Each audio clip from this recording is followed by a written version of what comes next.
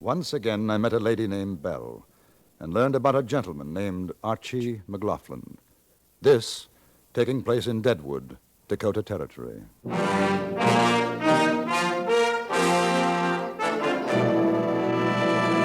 Frontier Gentlemen.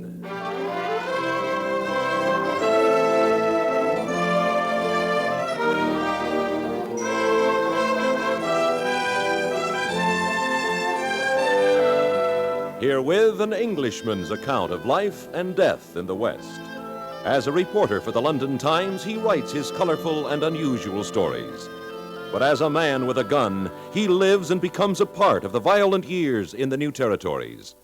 In just a moment, we will bring you this latest report from the Frontier Gentlemen. Throughout the week on CBS Radio, Walter Cronkite and Bill Downs report the business news. They bring you up-to-the-minute information on price trends, employment, marketing situations, and the stock market. It's information that can help consumers save money, can help businessmen make money. Join us on CBS Radio regularly as most of the stations bring you the business news reported by Walter Cronkite or Bill Downs.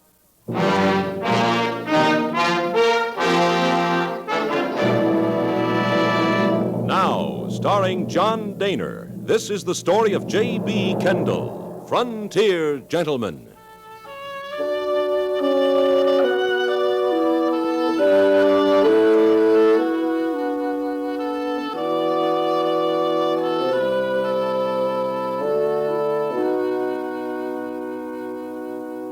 The tent had been set up on Main Street in the heart of what is known as Deadwood's Badlands District. The last time I had seen it was 2 months earlier in Cheyenne. It was a gambling establishment belonging to a rather extraordinary woman who called herself Madame Verdi. To be exact, Lurleen Monteverdi. Owing to the fact that during the war she had been a Confederate spy, she no longer used her real name, which I knew to be Belle Siddons. It was mid-morning, a comparatively quiet hour in Deadwood as I strolled toward the tent. Off to one side, I saw the wagon that had been converted into a type of omnibus, and which served as Miss Siddon's living quarters, complete with lace curtains and satin cushions. At that moment, the wagon door opened, and she stepped down. Mr. Kendall! Well... Mr. Kendall, how nice to see you Well, I'm again. delighted to see you, Madame Verdi. Well, I was thinking of changing to Vestal, but it's still Verdi, Mr. Kendall. Unless we're alone, then I think I'd rather you call me Belle. Yes, thank you. When did you arrive in Deadwood? Last night. The tent has only just gone up. And I hope you have better luck than you had in Cheyenne. Where there's gold fever, there's more than enough business for all.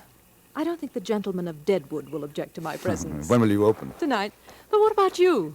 Really, I've never expected to see you again. What have you been doing? Oh, not much. Writing my articles, sending them to London, hoping they'll be printed. I should have thought you'd have joined the gold hunt in the Black Hills. No, I'm afraid I'll never make a successful prospector. Oh, what a strange man you are. Will you come with me to the tent? Yes, of course. I want to make sure the tables are ready for tonight. Then perhaps you'll take me to breakfast.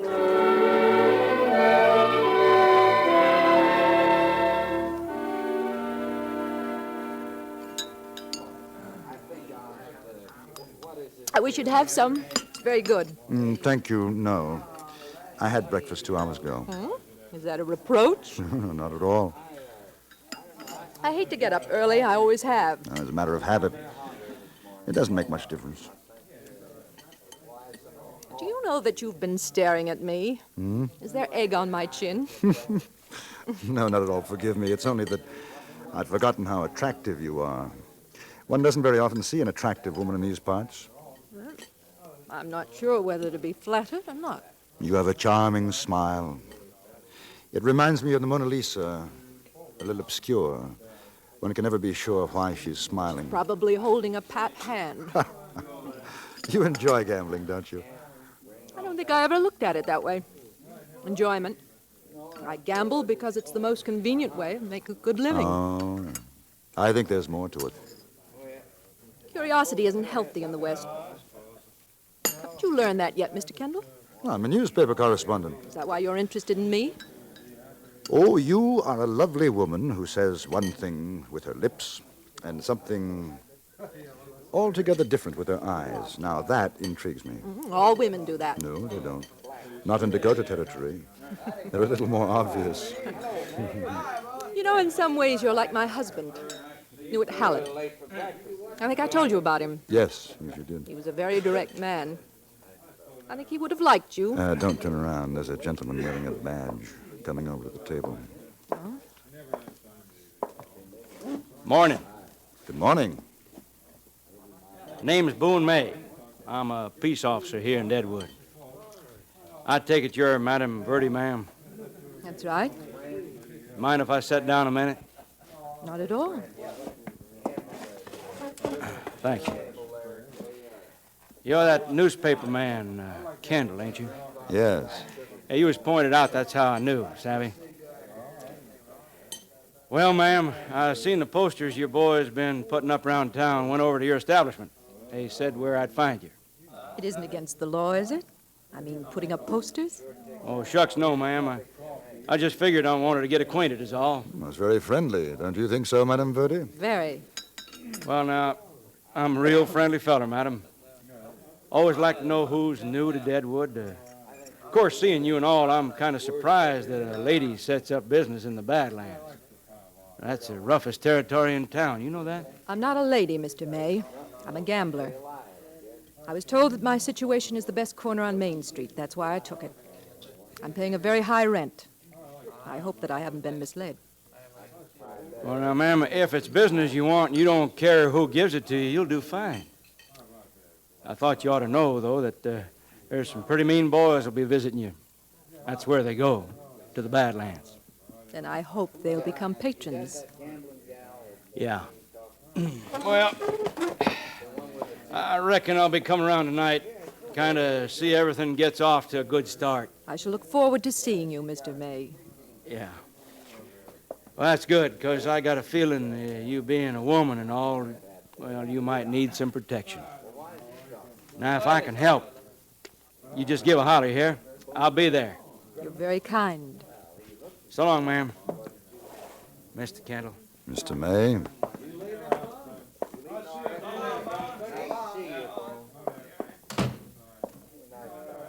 Now, I wonder why. Why? What did he really want? Didn't you hear? I'm a woman. He wants to protect me. You don't believe that? No. Do you think he knows about you being Belle Siddon's? Possibly somebody from Cheyenne has brought word? It's possible, but I don't think so. I hope not. I want to stay open for a few nights before they throw me out of Deadwood. If you don't mind, I'd rather like to come tonight. It'll be worth seeing how Deadwood reacts to Madame Verdi.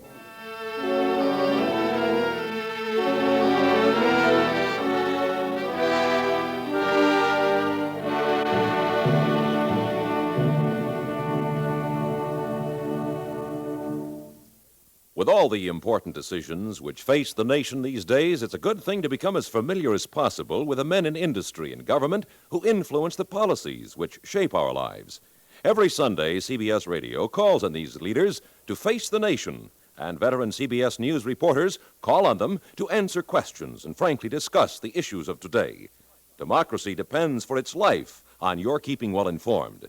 To be well informed and to keep that way, listen every Sunday to Face the Nation on most of these same stations.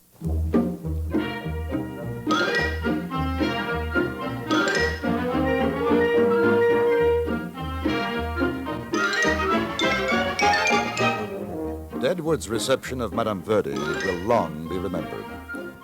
She stood on a board and was carried through the entire town on the shoulders of 4 strapping miners. It was a precarious balance, yet she contrived to appear quite regal and an extraordinary woman. The tent was open for business and immediately became filled to overflowing. Belle took her seat at the 21 table and was besieged by a crowd of men willing, anxious to lose their fortunes to the gently smiling dealer. I was standing at the bar, drinking a beer, when I felt a tap on my shoulder. It was Boone May. Say, come on out a minute. I want a word with you. All right. Hold bitch down, gents.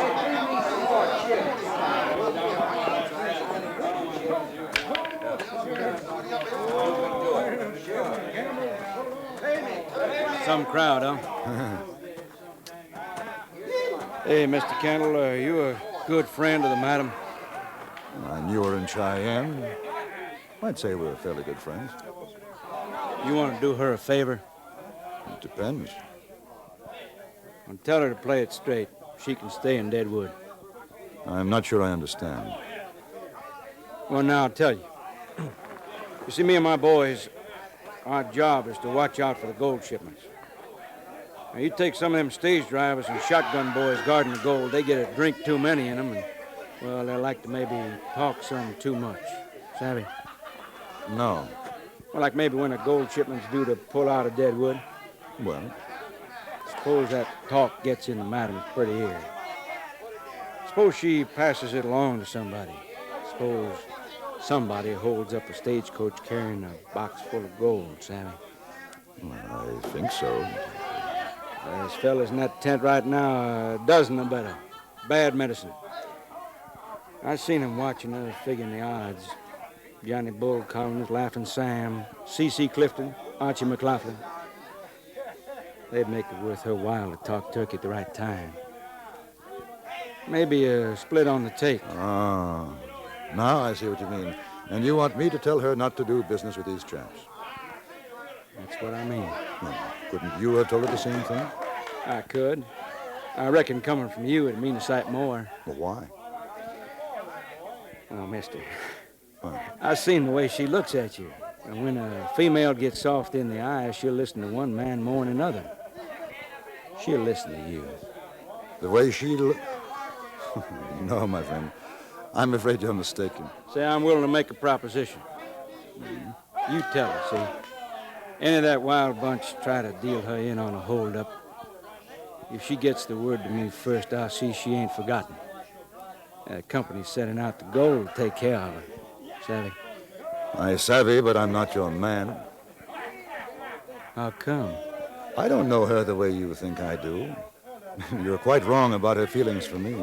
Mm-hmm. Mister, you couldn't teach a setting hen to cluck. They're possible. But if you have business to discuss with her, I suggest that you do it yourself.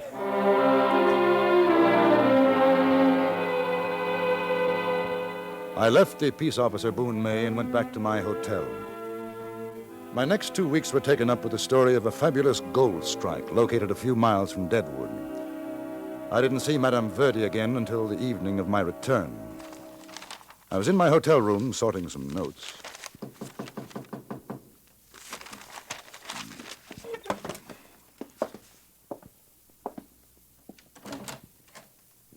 Good evening. May I come in? Yes, of course. Won't you sit down? I was afraid you might have left for good. No, I went up into the hills. There's been a new strike. I heard about him. Why didn't you come back that night? I saw you go out with Boone May. I was tired. Oh. He talked to me, you know. Did he? He wanted to make a deal. Seems that certain information in Deadwood is worth a lot of money to both sides. The gold shipments? Yes. It's amazing what a man gives away when he's drunk. Well, have you made any deals on either side? Not yet. I wanted to talk to you first. Why? Because you're the only man I've wanted to talk to since my husband died. Money means a great deal to you, doesn't it? Yes. I've never considered living without it. Or with less of it? You sound like a preacher, Mr. Kendall. Do I? What difference does it make whether I deal with McLaughlin or Boone May or both? The road agent, Archie McLaughlin? Yes. He's offered me quite a lot. It's a little dangerous, isn't it? Telling me, I mean. No, I trust you. You'd tell McLaughlin when a gold shipment's leaving Deadwood. And you tell Boone May that McLaughlin's going to hold up the stage. I have a feeling that one or the other is going to resent it. You have a very funny way of putting things, Mr. Kendall. Why don't you tell me your first name? It's Jeremy. Jeremy Bryan. They're nice names. But you make them sound so very correct. Just as you are, Mr. Kendall. I'm sorry. If I asked you to come with me, join my establishment, what would you say? I'm not a particularly good gambler. I could teach you. If I were to ask you to leave your establishment, come with me, what would you say? You're a most impractical man. I should be quite happy with you for about a month. Then I'd leave you because we'd be much too poor. I was kicked out of the army because I was impractical. In a way, it was a very good thing. Why? Because I refused to testify in a court-martial proceeding against an officer I barely knew. Well, they were stupid. Not at all. The man was innocent. In Cheyenne, you said there was a woman in England. There was. She was part of it all. You're much too principled for me. I don't think so.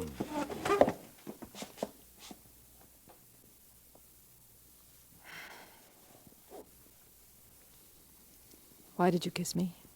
I wanted to see if you'd stop smiling. I'm not smiling.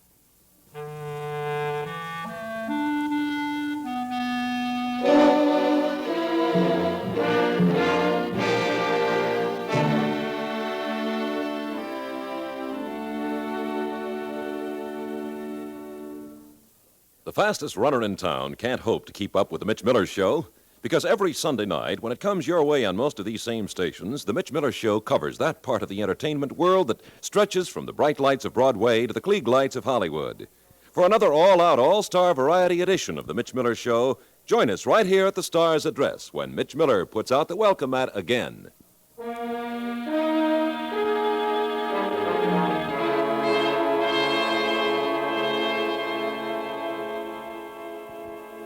After I took her back to the gambling tent in the Badlands, I went to have dinner. What I didn't know then was that about the same time, two men were riding up to an abandoned shanty in the timber near Deadwood. One of the riders was Billy Mansfield, the other Alexander Caswell. Both were heavily armed. They went into the shanty. A third man was inside waiting for them. He was Archie McLaughlin. How come you're late? We didn't get your message till a short while back. Where's the others? Johnny, Jack Smith. They'll be here, Billy. We making a raid? Yeah. There's a stage to Rapid City tomorrow. She's carrying a box of gold. How much? I don't know, but it'll be worth it. That calico queen of yours, she's sure the... Hey. You shut your mouth, Caswell. She ain't no calico queen. Madame Verdi's a lady, and don't you forget it. Sure, I didn't mean nothing. You didn't mean nothing, Arch. It don't matter. Besides, I didn't get this from her. Johnny Brown heard a shotgun rider talking about it down at Maggie's saloon. Where are we going to take it, Arch? Well, I figure we'll take the coach and whoop up Canyon between here and Rapid City. Well, I know where that is. That's a fine place for it, Arch. We can ride right down before they know what's happening. No sense going back to Deadwood now.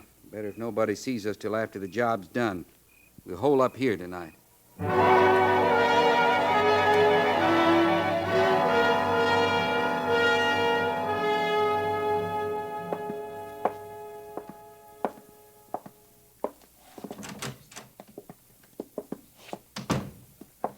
Well, now, nice to see you back, Kendall. Make yourself comfortable. Say, hope you didn't mind me interrupting your dinner. I'll mind less when you tell me why you did. I hear you've been up in the hills. Look here, May. I got a message to come to your office. You said it was important. Let's get to the point. Yeah, that's right. You seen Madame Verdi tonight? Is that why you asked me to come here? No. Of course, I know you seen her. She was up to your hotel. You seem to know everything that happens in Deadwood. That's my business. Well, She'd tell you about our deal. she mentioned it. She'd tell you about McLaughlin? No. No. I guess she wouldn't. Since you've been gone, them two is quite a something in Deadwood. What do you mean? Well, I guess you ain't heard. Night she opened right after you left. Archie McLaughlin got to playing 21 with her. I guess he wasn't up to keeping his mind on the cards because he lost his last dollar. He's a good-looking young cuss, and I seen her give him a little extra smile. It was kind of late. She offered to stake him to breakfast. I'm not particularly interested in all this. I reckon you will be. Now, Archie thinks her real polite and says he's about due for a turn of luck, and when it comes his way, he'll come back and buy her breakfast.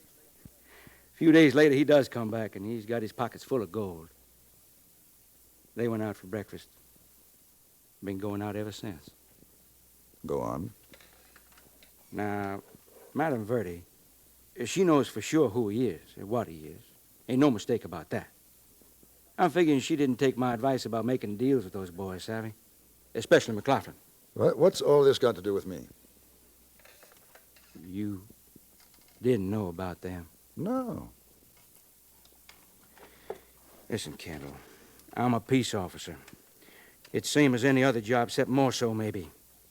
I got to know what goes on, savvy? Well, she's told me a stage is going to be robbed tomorrow night somewhere twixt here and Rapid City. She say anything about that to you? No. Why should she? I don't know. Is that all? I reckon you know now she's sweet on McLaughlin, don't you? Good night, Mr. May. She says she don't know who's going to do the holdup. Now, if she's double-crossing me, you tell her.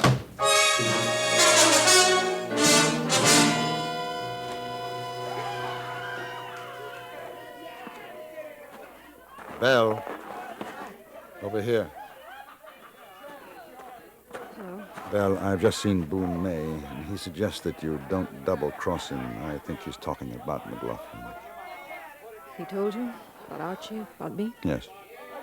I suppose I should apologize to him. No, there's no need to.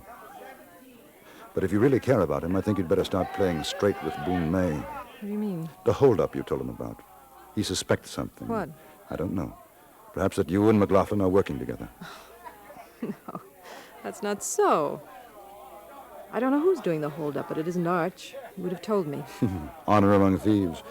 You know, if Mr. May knew what you were doing... He'd probably have me hanged. Why'd you come here to warn me? Why shouldn't I? I'll be writing about you. Oh. Well, there's one thing I'd like to know. Are you very much in love with McLaughlin? I don't know. Perhaps in a way that doesn't mean anything to you. I can't explain.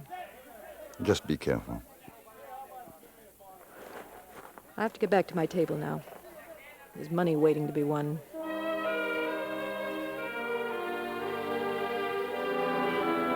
The following night, I accompanied Boone May on the stagecoach, carrying $20,000 in gold bound for Rapid City. With us were 5 special deputies. What happened when we were stopped by McLaughlin and his men, I shall report in my next dispatch to the London Times.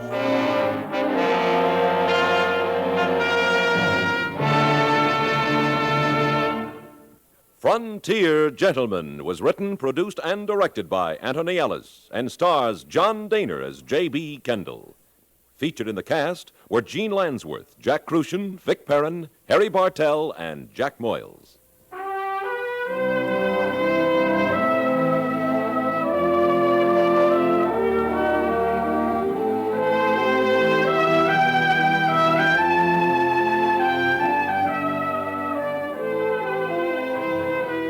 Join us again next week for another report from the Frontier Gentleman. Bud Sewell speaking.